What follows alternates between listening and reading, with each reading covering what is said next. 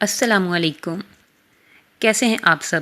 امید ہے خیریت سے ہوں گے اور ارطغرل غازی سیزن 2 کی نیکسٹ ایپیسوڈز میں کیا ہونے جا رہا ہے یہ جاننے کے لیے بےتاب ہوں گے۔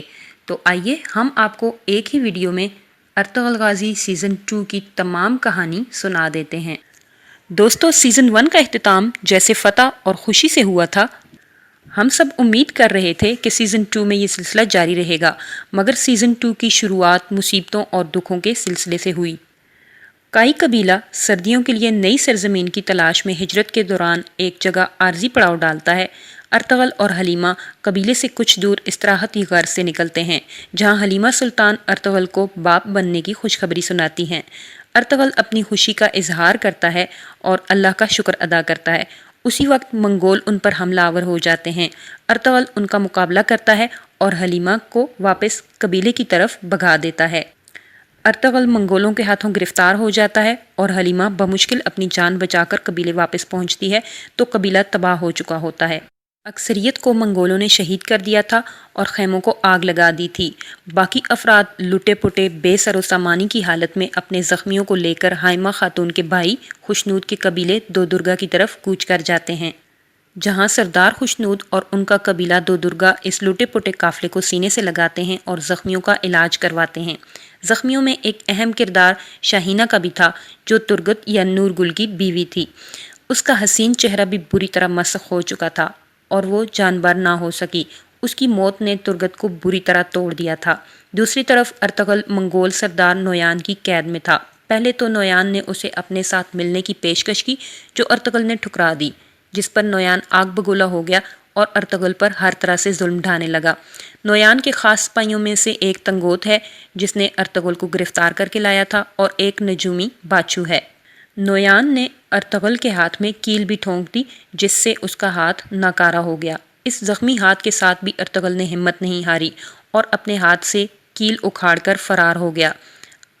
اب واپس چلتے ہیں کائی اور دودرگا قبیلے کی طرف۔ سردار خوشنود کی پہلی بیوی کی وفات کے بعد سردار خوشنود نے عالیہ خاتون نامی ایک خاتون سے شادی کر لی تھی، جو نہایت مکار اور چال باز ہے۔ سردار خوشنود کا بیٹا تیمور اس عورت سے سخت نفرت کرتا ہے اور وہ اپنی ماں کی جگہ عالیہ خاتون کو دینے کو قطعی تیار نہیں، لیکن عالیہ خاتون اپنی چالاکی اور مکاری سے تیمور کو بھی اپنا گرویدہ بنا لیتی ہے۔ عالیہ خاتون اصل میں کائی قبیلے کی گوبچے یعنی سلجان خاتون کی بہن کو مہرے کے طور پر استعمال کرتی ہے۔ وہ تیمور کا گوبچے میں انٹرسٹ بھانپ لیتی ہے اور ان دونوں کو ایک دوسرے کے قریب کر کے اپنے مقاصد حاصل کرتی ہے۔ تیمور کو مٹھی میں کر کے سردار خوشنود کو زہر دے کر موت کے قریب کر رہی ہے۔ عالیہ خاتون کے مقاصد ہم آپ کو آگے چل کر بتاتے ہیں۔ ارطغرل نویان کی قید سے زخمی حالت میں فرار ہو جاتا ہے، مگر نویان کے سپاہی کتوں کی طرح اس کا پیچھا کرتے ہیں اور اسے ڈھونڈ نکالتے ہیں۔ ارطغرل اس حالت میں بھی بہادری سے منگول سپاہیوں سے لڑا، مگر آخر ہمت ہار گیا اور ایک منگول سپاہی نے اس پر قابو پا لیا۔ اس سے پہلے کہ وہ سپاہی ارطغرل کو قتل کر دیتا، کسی نے اس منگول سپاہی کو مار دیا۔ یہ کردار غنی تھا، جو جنگلوں اور غاروں کا باسی اللہ کا بندہ ہے۔ وہ ارطغرل کو اپنے غار میں چھپا دیتا ہے اور اس کا علاج کرتا ہے۔ جب ارطغرل صحت یاب ہوتا ہے تو وہ قبیلے واپس جاتا ہے، جہاں سب اس کو دیکھ کر خوش ہوتے ہیں، کیونکہ سبھی اس کو مرا ہوا سمجھ چکے تھے سوائے حائمہ خاتون اور حلیمہ کے۔ ارطغرل کی واپسی سے سبھی خوش ہوئے تھے سوائے عالیہ خاتون اور تیمور کے۔ منگولوں کے حملے سے بچنے کے لیے فوج ترتیب دینے کے مقصد سے جرگہ بلایا جاتا ہے، جس میں تیمور سپہ سالاری کا خواہش مند ہوتا ہے اور کائی قبیلے والے ارطغرل کو سپہ سالار بنانا چاہتے ہیں۔ تیمور جرگے میں ارطغرل کے زخمی ہاتھ کو وجہ بنا کر اسے سپہ سالاری سے ہٹا دیتا ہے اور کہتا ہے، جو شخص ہاتھ میں تلوار نہیں اٹھا سکتا وہ سپہ سالاری کا فرض کیسے نبھائے گا۔ اس سے پہلے ارطغرل کے جانباز ساتھیوں ترگت، روشان، حمزہ اور عبد الرحمن کو غداری کے الزامات لگا کر قبیلہ بدر کر دیا گیا تھا۔ حالانکہ اصل غدار تیمور کا سپاہی کوجابش ہے، جو دودرگا قبیلے میں نویان کا جاسوس تھا اور قبیلے کی ہر خبر نویان کو دیتا تھا۔ تیمور اس پر مکمل بھروسہ کرتا تھا۔ حمزہ مجرم نہ ہوتے ہوئے بھی سزا پا کر قبیلے اور سرداروں سے بددل ہو جاتا ہے اور جا کر نویان سے مل جاتا ہے۔ دودرگا قبیلے میں عالیہ خاتون کا بھائی مہردین آتا ہے، جو سلجوق ریاست میں بظاہر علاؤ الدین کا ایلچی تھا، مگر وہ سعد الدین کوپیک کا مہرہ ہے، جو خود ایک غدار ہے اور نویان کے ساتھ مل کر علاء الدین کو ہٹا کر سلطان بننے کا ارادہ رکھتا ہے۔ قبیلے میں اندرونی سازشیں عروج پر ہوتی ہیں اور ارطغرل کے مخالف بہت سے لوگ ہوتے ہیں اور ارطغرل کو قبیلہ بدر کرنا چاہتے ہیں۔ जिसमें वो कामयाब होते हैं। सुल्तान अलाउद्दीन एक छोटा काफिला दो दुर्गा कबीले की तरफ भेजता है, जिस पर नोयान हमला करवा देता है। अर्तगल के जानबाज हमजा भी नोयान के उन सिपाहियों में शामिल होता है, जिसकी वजह से काफिले वाले ये समझते हैं कि कई कबीले वालों ने उन पर हमला किया है। आखिरी वक्त में अर्तगल और उसके साथी पहुंचकर नोयान के सिपाहियों को मार भगाते हैं, मगर अलाउद्दीन के काफिले वालों को ये गलतफहमी हो जाती है कि उन पर हमला अर्तगल और उसके कई कबीले के सिपाहियों ने किया था, और जख्मी सिपाही तो दुर्गा कबीले जाकर भी यही बताते हैं, जिसकी वजह से अर्तगल रूपोश हो जाता है। मेहरदीन, आलिया और तैमूर इस सूरत हाल से फ़ायदा उठाकर सरदार खुशनूद को अर्तगल के मुखालिफ कर देते हैं, और वो भी अर्तगल को मुजरिम समझने लगता है और अर्तगल को सज़ा देने के दर पे हो जाता है। कबीले में सर्दियों के लिए खुराक जमा करने और दीगर वसाइल की खातिर तिजारत की गर्ज से ताजरों की तलाश शुरू की जाती है। इस मौके पर भी नोयान का जासूस को जाबिश नोयान को मुखबरी करता है। वहाँ सुल्तान अलाउद्दीन अपना ख़ास नुमाइंदा अर्ताब अर्तकोश दो दुर्गा और काय कबीले की तरफ भेजता है, जिसके साथ रास्ते में एक खातून भी मिल जाती है, जिसका नाम गोंचागुल खातून होता है और वो मेहरदीन की बेटी है। उन पर सराय में नोयान हमला करवा देता है, मगर तैमूर और गंदोकलो उनकी जान बचाकर अपने साथ बाहिफाजत कबीले ले जाते हैं। कबीले पहुंचकर अर्ताब अर्तगोश अर्तगल की कबीला बदरी का सुनकर सख्त बरहम होता है और मेहरदीन और सरदार खुशनूद को अर्तगल की बहादुरी के कारनामे याद करवाता है और बावर करवाता है कि कुछ भी हो जाए अर्तगल गद्दार नहीं हो सकता। अर्तगल गनी के गार में रुपोश होता है। वो छुपकर अर्ताब अर्तगोश को मिलने कबीले आता है, मगर कोचाबिश छुपकर उनकी सारी बातें सुन लेता है। अर्ताब अर्तगोश अर्तगल को बताता है कि उसका भाई सारम, जिसे वो मरा हुआ समझते हैं, वो जिंदा है और उक्ताई खान की फ़ौज में जासूस के तौर पर मौजूद है और वहाँ से सल्जूक रियासत के लिए अहम मालूमात भेजता है। अर्तगल बहुत खुश होता है। ये बातें कोचाबिश सुन लेता है और नोयान को बता देता है। अर्ताब अर्तगोश अर्तगल को काफ़ी मालूमात देते हैं और कुछ दस्तावेज़ात का बताते हैं। अर्ताब अर्तगोश आगे सफ़र के लिए रवाना होते हैं तो नोयान हमला करवा देता है और अर्ताब अर्तगोश शहीद हो जाते हैं। अर्तगल अर्ताब अर्तगोश को बचा नहीं सकता। अर्ताब अर्तगोश के कत्ल का इल्ज़ाम भी अर्तगल पर लगता है।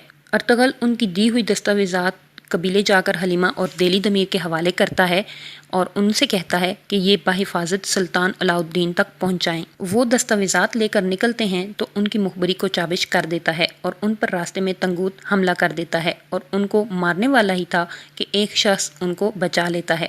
वो शख्स सारिम था। देली दमीर और हलीमा वापस कबीले आ जाते हैं। अर्ताब अर्तगोश के कत्ल का इल्ज़ाम के बाद तैमूर और सिपाही अर्तगल को पकड़ने निकलते हैं और रास्ते में नोयान उन पर हमला कर देता है।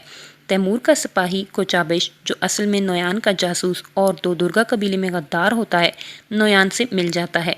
तब तैमूर को उसकी असलियत पता चल जाती है, मगर अब बहुत देर हो चुकी होती है। नोयान तैमूर को कत्ल करके एक गड्ढे में फेंक जाता है और कोचाबिश को जख्मी करके दो दुर्गा कबीले की तरफ भेजता है ताकि वो जाकर बताए कि अर्तगल और उसके साथियों ने तैमूर पर हमला करके उसे मार दिया है और मैं जान बचाकर भाग गया हूँ। अब सरदार खुशनूद भी अर्तगल के खून का प्यासा हो जाता है। इधर सारम और अर्तगल सराय में मुलाकात करते हैं, जहाँ नोयान उन पर हमला करता है। सारम अर्तगल को गौस खान की मोहर देता है, जिससे वो उक्ताई खान की फ़ौज में तुर्कों को मुत्तहिद करने का इरादा रखता है। नोयान वो मोहर छीनकर सारम को ज़ख्मी करके भागने लगता है कि अर्तगल उससे मोहर वापस छीन लेता है और ज़ख्मी सारम को कबीले ले आता है। अर्तगल के कबीले पहुंचते ही कोहराम मच जाता है। जहां हाइमा खातून और कई कबीले वाले सारम को जिंदा देखकर खुश होते हैं, वहीं दो दुर्गा कबीले वाले अर्तगल का सर कलम करना चाहते हैं। अर्तगल की फांसी के लिए कोचाबिश सबको भड़काता है और अर्तगल उसका सर कलम कर देता है और वापस गनी की गार में जाकर रूपोश हो जाता है। अर्तगल और उसके साथी तैमूर को बहुत कोशिशों के बाद ढूंढ निकालते हैं और खुशकिस्मती से वो जिंदा होता है, लेकिन बुरी तरह से ज़ख्मी होता है। अर्तगल और उसके साथी तैमूर को गनी की गार में ले जाते हैं और उसका इलाज करते हैं। अर्तगल की फांसी से पहले तैमूर का होश में आना बहुत ज़रूरी होता है। तैमूर के इलाज में इब्नुल अरबी भी बहुत मदद करते हैं। अर्तगल कबीले वापस जाकर अपने आप को कबीले वालों के हवाले कर देता है और वहाँ उस पर मुकदमा चलता है, जिसमें उस पर मुख्तलिफ इल्ज़ामात होते हैं, जैसा कि अर्ताब अर्तगोश का कत्ल, फिर कोचाबिश का और तैमूर का कत्ल, जिनमें किसी सूरत भी बचने की उम्मीद नहीं होती। मेहरदीन, जो आलिया का भाई है, वो पहले से ही अर्तगल से जान छुड़ाना चाहता है और फैसला उसके मुखालिफ देता है, जिससे अर्तगल की फांसी का हुक्म जारी हो जाता है। ارطغرل نے اپنے ساتھیوں کو بتایا ہوتا ہے کہ وہ تیمور کو لے کر قبیلے آئیں تاکہ اس کی بے گناہی ثابت ہو سکے۔ اس موقع پر سلجان خاتون ارطغرل اور اس کے ساتھیوں کا بھرپور ساتھ دیتی ہے اور وہ ارطغرل کے ساتھیوں کو چھپا کر قبیلے میں لے آتی ہے۔ سردار خوشنود ارطغرل کا سر قلم کرنے ہی والا ہوتا ہے کہ شہناز خاتون ترگت، روشان اور بامسی کو حملہ کرنے کا کہتی ہے اور دیکھتے ہی دیکھتے منظر بدل جاتا ہے۔ دونوں قبیلوں کی سپاہیوں کی تلواریں ٹکراتی ہیں۔ اسی دوران ابن العربی اور غنی تیمور کو لے آتے ہیں۔ تیمور کی حالت بہت خراب ہوتی ہے مگر وہ سب کو یہ بتا دیتا ہے کہ ارطغرل غدار نہیں ہے۔ ارطغرل کی بے گناہی ثابت ہونے پر جہاں سب خوش ہوتے ہیں وہیں عالیہ خاتون، مہردین اور اس کی بیٹی گونچا گل بہت برہم ہوتے ہیں کیونکہ ان کے مقاصد کی کامیابی ارطغرل کی موت سے جڑی تھی۔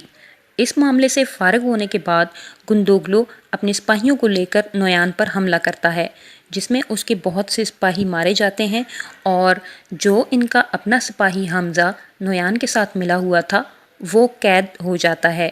حمزہ کو قبیلے لایا جاتا ہے، سبھی اس کے قتل کا مطالبہ کرتے ہیں مگر گندوگدو اس کو قید میں رکھتا ہے۔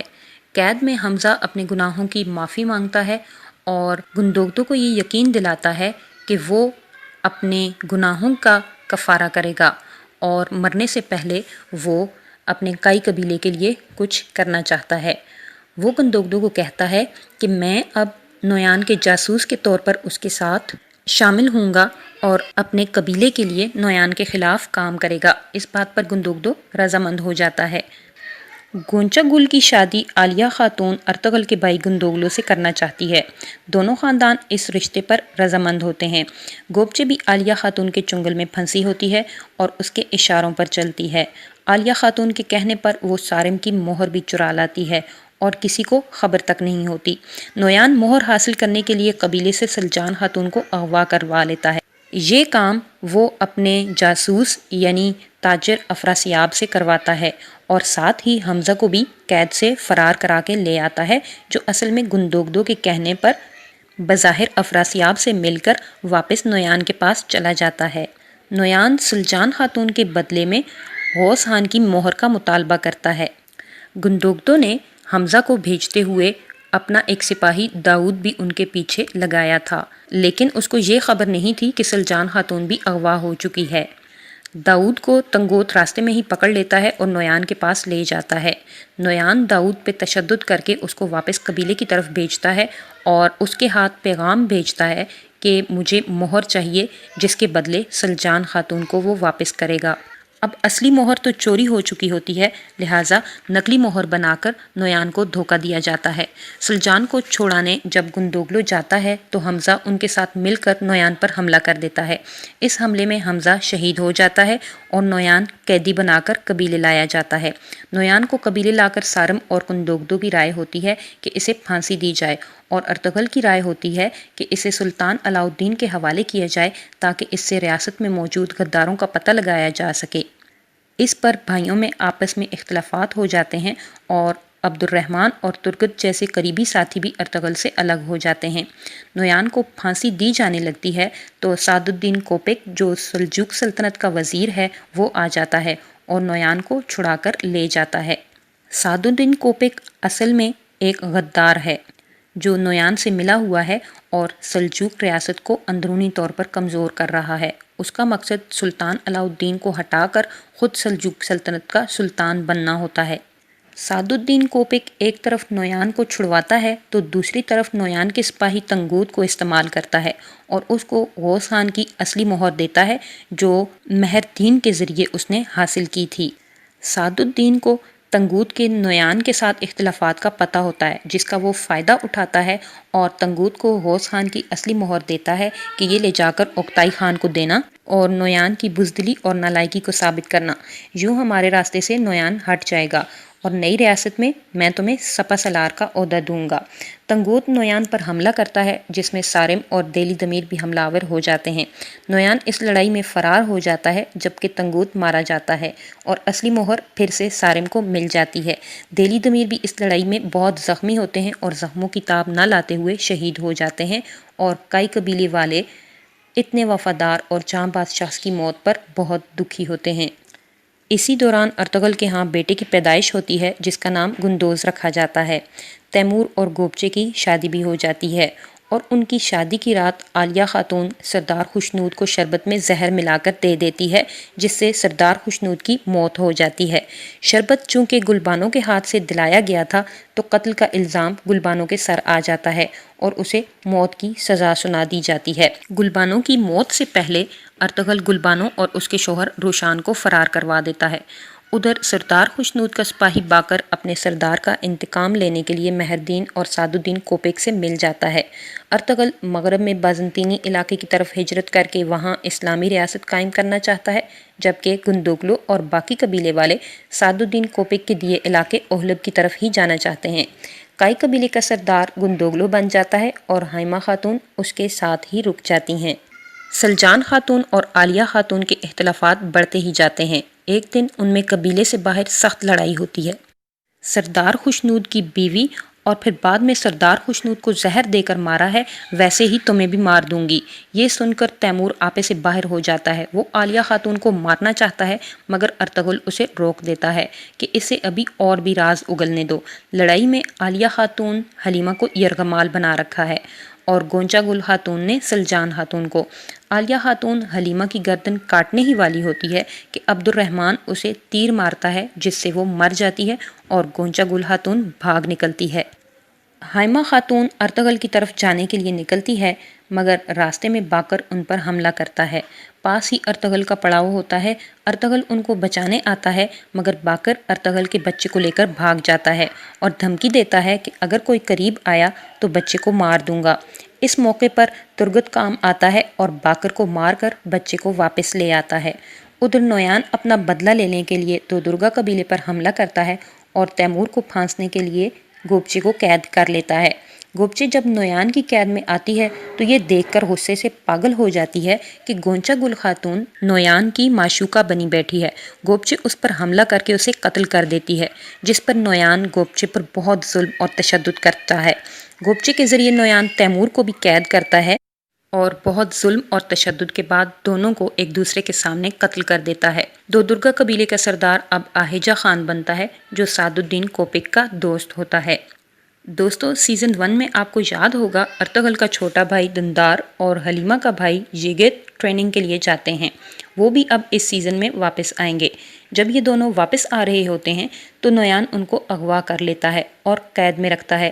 یگت کو وہ اپنے ساتھ ملا لیتا ہے اور کہتا ہے کہ تم میرے ساتھ مل جاؤ، تم ہی سلجوق ریاست کے جانشین اور حقدار ہو، اور اس سے خط بھی لکھواتا ہے کہ کائی اور دو درگا قبیلے والے میری بیعت کریں ورنہ مرنے کے لیے تیار ہو جائیں۔ یہ خط جب قبیلے پہنچتا ہے تو سب کے اوسان خطا ہو جاتے ہیں مگر حلیمہ اس کے کونے پر خفیہ تحریر پڑھ لیتی ہے جس میں یگت نے لکھا ہوتا ہے کہ میں ارطغرل بھائی کا منتظر ہوں۔ حلیمہ بتاتی ہے کہ یہ خفیہ طریقہ ہمیں ہمارے بابا جان نے سکھایا تھا۔ سعد الدین دندار کو نویان سے لا کر سارم کے حوالے کرتا ہے اور یہ ظاہر کرتا ہے کہ وہ کائی قبیلے کا ہمدرد اور وفادار ہے۔ ارطغرل یگت کو چھڑانے نویان پر حملہ کرتا ہے۔ اس لڑائی کے دوران یگت کو ایک تیر لگتا ہے اور وہ جاں بحق ہو جاتا ہے۔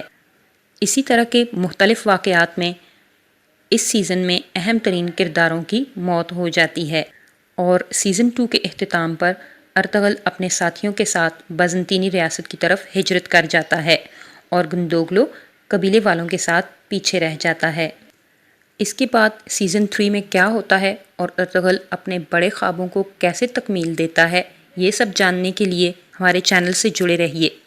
نئے آنے والوں سے ریکویسٹ ہے کہ چینل کو سبسکرائب کر لیں اور بیل آئیکن کو کلک کر لیں تاکہ آپ کو نئی ویڈیوز کی نوٹیفیکیشن جلد از جلد مل سکیں۔ چینل پر آنے اور ویڈیو دیکھنے کے لیے بہت شکریہ۔ پورے سیزن کو ایک ویڈیو میں لانے کے لیے ہمارے کئی دنوں کی محنت آپ کو کیسی لگی ہمیں کمنٹ سیکشن میں ضرور بتائیں۔ ملتے ہیں نیکسٹ ویڈیو میں، تب تک کے لیے اللہ حافظ۔